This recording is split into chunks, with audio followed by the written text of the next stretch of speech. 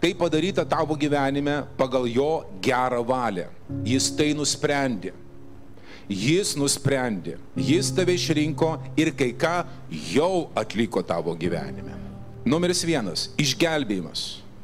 Išgelbėjimas ne dėl tavo darbų, bet jo sprendimų, tai yra malonė, tai yra dovana, kurią įgijo mums mūsų gelbėtojas Jėzus Kristus. Jisai įgijo šitą gelbsinčią malonę ir su tą malonę mes esame išgelbėti. Bažnyčia dar nesupranta kitų. Jie bando savo darbais gelbėtis.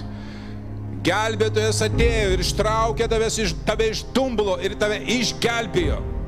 Jokių moralų, ne jokių darbų, mes visi buvom prisigėrę, nuvalkioti, nežinau. Jis mus pamilo.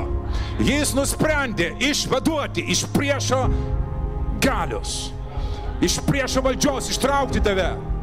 Ir kas sustabdys, jeigu jisai nusprendė? Niekas, joks pragaras negali sustabdyti. Dangiškasis tėvas visagalis, jis nusprendė, jis atliko. To šiandien Kastytis Matulionis yra išgelbėtas. Ir jokia priešo jėga neturi teisų į mane. Jis mane nupirko, jis mane išvadavo, aš jo.